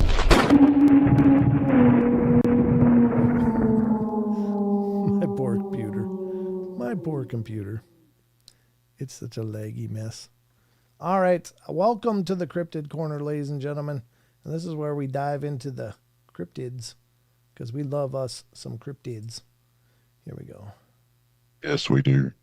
All right. We are going to start out with, of course, one of my favy sites of all. And this is Sasquatch Chronicles blog. And, of course, hosted by Mr. Wes Germer of Sasquatch Chronicles. And he does an incredible job posting a lot of different stuff over there. So if you haven't checked it out, folks, check it out. It's really well done and well maintained. And Wes is always doing a great job and posts some incredible information. Incredible information was the words I was trying to create, but my mouth had other ideas. So, all right, let's... Get your tongue wrapped around your eye teeth. Couldn't see what you were saying. Yeah, because I got a tongue like a gecko, Tex. All right, let's get into this. This is Sasquatch Chronicles blog, ladies and gentlemen. And here's the article. This one is from February 6th. Ocala Howl? Ocala, Florida. I thought so. Yeah, I was just looking at the first line. I thought Ocala was Florida because I think Marie Dumont and I have talked about Ocala many times. She's been on the show a couple times. She's a wonderful soul. All right. A listener writes, we moved into this house just outside of Ocala, Florida in August. And I've heard these moans/howls occasionally from the backyard, but mostly accompanied by dog barks. Well, this morning I stepped out to get to work at 6 a.m. and I heard it off in the distance and was able to get a Snapchat vid of it. And I had heard the rooster first and was trying to get the vid of that, and then I heard the howl in the background. There's a ton of horse pasture lands and forest around our new developments and areas of green space set aside to never be developed. And if I'm facing out the door, like in the video, the sound off in the distance is coming from the south. We have many black bear around the area, tall pines and oak forests with palmetto undergrowth, and I'll attach a video and some photos of location. Maybe you can verify the distant howl or clean up the audio a bit. And I don't know if Wes did that or not, or if he just posted it as is. But if you've got headphones, I would suggest putting them on. Sissy Lawson, gotta love the big guy. I'm big. No, I'm just kidding. Don't you love me too? Brent with the Giganthopudorus. Yeah, it is the Giganthopudorus. It's almost extinct, but I'm milking it for as long as I can. Because, yeah, Daddy needs a new pewter, but I don't want to pay the bill. All right, so let's check out this video. If you got headphones, put them on. If you're really interested in hearing the meat and taters of this recording. I don't know what we're going to see on the video. Just hope there's no music, but if there is, whatever. Nothing I can do about that. So let's check this out.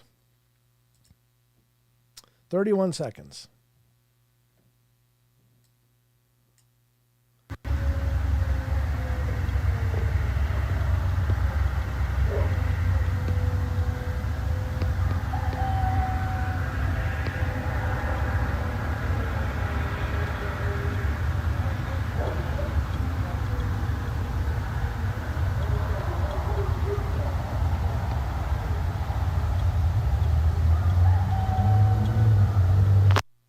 Huh. It's very faint. Let's play it again.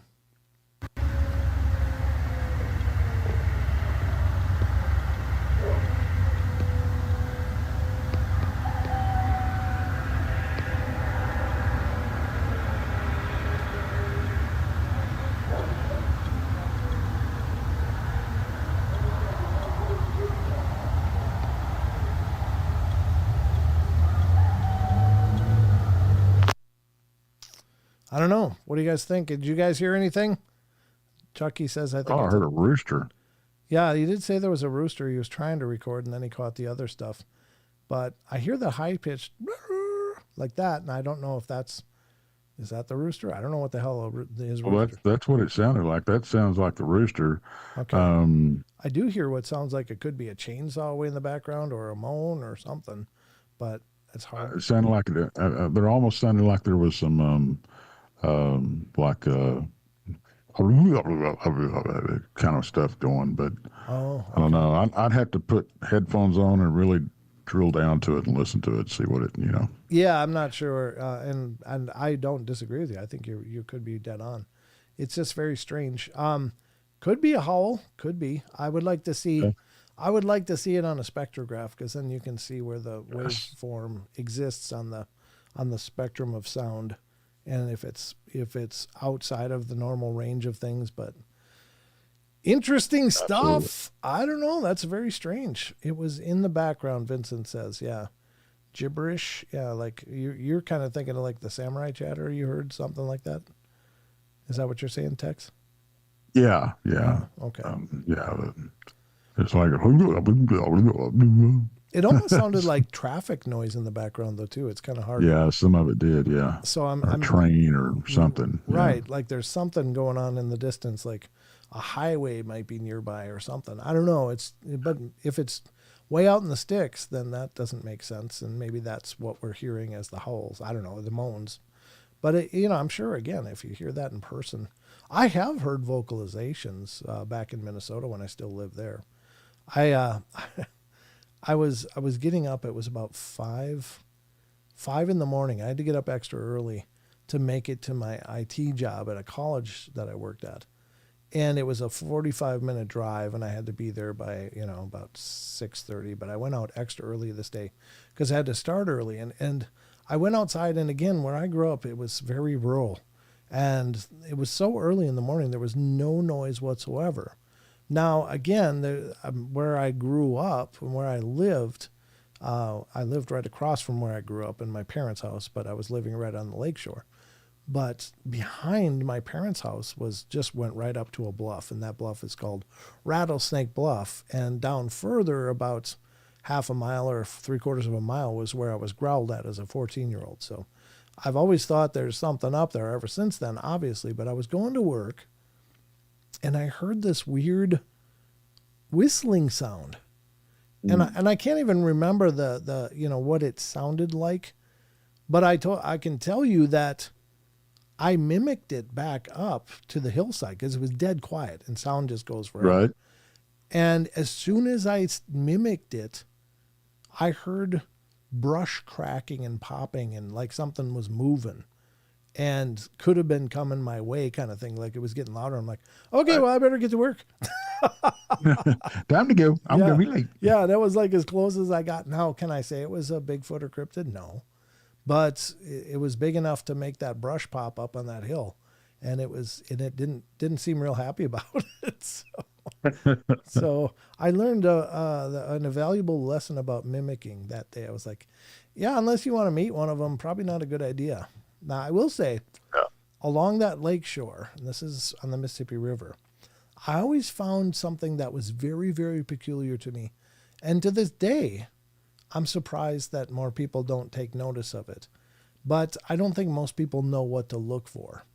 What it is there's a lot of freshwater clams in the lake there, in Lake Pepin, which is just the Mississippi River. So there's all kinds of different types of clams and stuff, including zebra mussels now, which sucks. But anyway, they're everywhere. But I would walk up and down this shoreline. My Sheldon and I always did it, and we I mean, it was just part of our life, and Oliver and I, but I would find these piles of clamshells that had been opened and were just absolutely cleaned out. But, and I was like, where are these piles of clamshells coming? Like, it wouldn't be there one day and I'd go walk the beach the next day and I'd see these piles. Like something was coming down and harvesting clams and eating them. And they would leave the piles of shells. Now, I can't say, again, that's another one of those things. I can't say for sure that it was a Bigfoot doing it, but I can't think for the life of me what else would pile up the clams. Like any other animal that might be eating those clams is going to eat the clams and drop the shells wherever it is and go to the next one. And wherever it eats that is where it's going to drop the shells. And it's just, it's just the way it was. But how come there would be... Raccoons will do that every once in a while. Will they pile them up? Yeah. Oh, well, maybe that's it. Yeah, they'll go gather a bunch of them and then sit there and eat them. Okay, well, maybe that's what it was then. I didn't know, but I was like, that just seems really suspect to me. Now, one time I was asleep in my bed and I suddenly was woke up. I can't say I found them where they shouldn't be. They were along the shore, but it was just, and I know there's lots of raccoons there, so that maybe would be a perfect explanation for it. John Temperance says, watch whistling. They say it's not good. Yeah, I kind of agree now. But one night I was asleep in my bed and it must have been about 2:30 or 3 in the morning, and it was the summer. So I had my window open and the windows were pretty small in the bottom where we lived in my grandmother's house. She had passed away years ago, but the upstairs was unfinished at the time. So we all lived in the downstairs with my boys and such. And I was laying in bed and suddenly I woke up and I felt really uncomfortable. And I was just laying there dead quiet, not even just barely breathing, just listening. Cause I mean, I'm on the ground level and there's this, it's a real narrow window. It was only like, 14 inches wide, maybe. It was very, very narrow. Had real custom windows in there, but the screen was open and I was just sitting there listening. And suddenly I hear bipedal footsteps going right by my window, just kind of lightly crunching. And this is like 2:30 or 3 in the morning. Mm-hmm. And I was just, and they seemed like, as it walked past my window. And it was very, very subtle, but I have really, really good hearing because I'm partially blind in my eyes. So I can hear when I'm walking next to walls and stuff. Right. Like my hearing picked up. Definitely. I'm one of those people, but only one of my ears, believe it or not. But anyway, I could hear this real subtle boop, boop, and it was crunching as it was walking through the lilies of the valley that are right outside my window. And I'm like, well, what the hell is that? But I had this really crappy feeling at the same time, like I wanted to hold my breath, like I'm not here, I'm not here, I'm not here. It was very, very, it was almost genetic. Like I just, like maybe there's some genetic memory that triggers this stuff, and then it just like it went down to the river and then it was just gone. But I was like, oh my God, don't mind me. I'm just in here sleeping. So it was very, very interesting, but I heard lots of weird stuff on those bluffs. And I usually don't talk about that, but that whistling story, only my mom and Sheldon knew that story until now. This is the first time I ever shared that one. But yeah. Yep. There you go. Yeah. Eric read I was an IT guy. I was the IT guy for sure. But yeah, cool story. So that's the Ocala Howl. And let me look at the time here. Good God. Think we got time for one more text, or do you think we should wrap it up? Your show, brother. Well, I just don't want to keep you. You're not keeping me. I'm not going anywhere. Let's see how long this one is. This one's pretty short. Let's read this one. For the second installment of the Cryptid Corner, Sasquatch Chronicles blog. This one is from February 6th. Something laughed at us. A listener writes, I've listened for a while now and have been very hesitant to write in, but as I went through the archives and listened to several episodes in a row that talked about the laughing that people heard, I don't feel as silly telling my brief story. Roughly 30 years ago, my father and I were deer hunting near Maytown, Kentucky, in Wolfe County. Excuse me. The area that we were hunting was directly across the hill from where we lived, and in a holler. At the head of the holler was a large pond, and we were sitting at the base of the dam of the pond in a tree line. Well, as we sat there, we hadn't seen anything other than watching a skunk through binoculars. Well, as it was getting dark, from somewhere behind us in the woods, we both heard something that we can only describe as laughing. We both looked at each other, and I asked my dad, "What was that?" He said he had no clue. But we immediately got up and walked out to where we were parked. You have to see the layout of the geography of the area to understand why we drove in from the opposite side of the hill. For some reason, we never spoke of this incident again until about 10 years ago, and even then, we both had no clue about what it could be. Even though I've been fascinated with Bigfoot Sasquatch ever since I was a kid, at that time, I had no clue that Bigfoot had ever been sighted in Kentucky, as that was pre-internet. Unfortunately, my dad passed away in May of last year, before I ever heard the laugh chatter on your intro.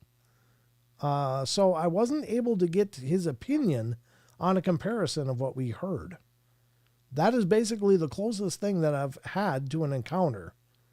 But it still altered me in a sense, as every time I entered the woods after that, it always ran through the back of my mind. Yeah, that's the thing with those encounters, right, Tex? They do redefine reality in a hurry, don't they? Yeah, they do, because, it's like the whole laughing, and I've had the laughing thing happen. Oh, really? Wow. Oh, yeah. Yeah, there was like 9 or 10 of us in camp, and was down at Brown Springs, and we just sitting around a campfire, and we heard a woman laugh in the woods next on one side of the camp, and then a few minutes later laugh on the other side in the trees. Oh, jeez. Yikes. That's creepy. Yeah. And it sounded just like laughter, yeah? Oh, yeah. Yeah, it sounded just like a woman laughing. Wow. Just like a... That's crazy. Now, I've heard some people claim that they heard a Bigfoot laugh. Oh, my God, a little bug just flew up my nose. A little fruit fly. Anyway, I've heard people claim to hear the laughter, but they kind of have explained it in a couple instances that I recall of it sounding like the Scooby-Doo laugh, like, like that's a bad example of it, like, but like that, like it's a real laugh. Yeah. And I guess like primates laugh, like chimps laugh, gorillas laugh, orangutans laugh, and so it is an actual reaction to humor. But you got to wonder, what did that thing hear or see that it started laughing? What was going on there in the campsite, Dix? I know this is going to sound weird, but I think they laugh at stuff as simple as somebody farting. Oh, really? Yeah. So do I, as it turns out. Yeah, right. Well, think about it. I mean, even your dog, have you ever seen your dog, audibly fart and then turn around and look at its own butt like, where did that come from? What the hell was that? Yeah. Yeah, I've seen that a bunch, unfortunately, because then I deal with it afterwards too. It's like, oh. Yeah, yeah. And it's like, oh dear. Nothing like some dog food gas. There's a whole fresh kind of hell.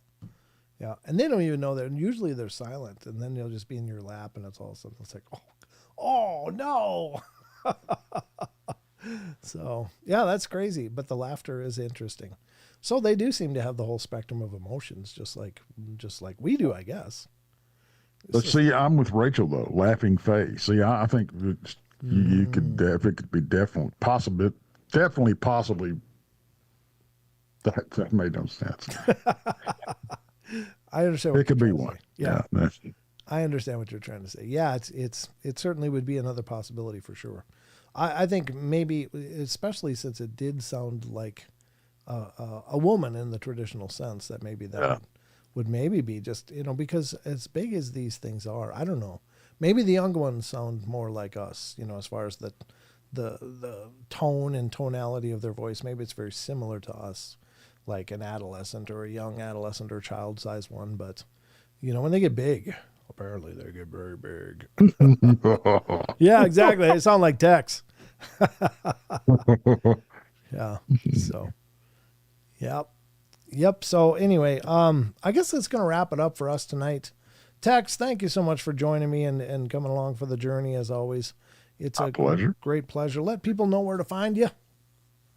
You can find me over on Texas Front Porch. That's TEX' on Front Porch. And that's on YouTube and anywhere you can find a podcast to listen to. We are there also.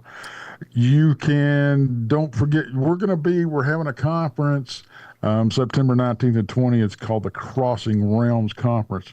You can get your tickets on Eventbrite. And, man, it's a list of who's who.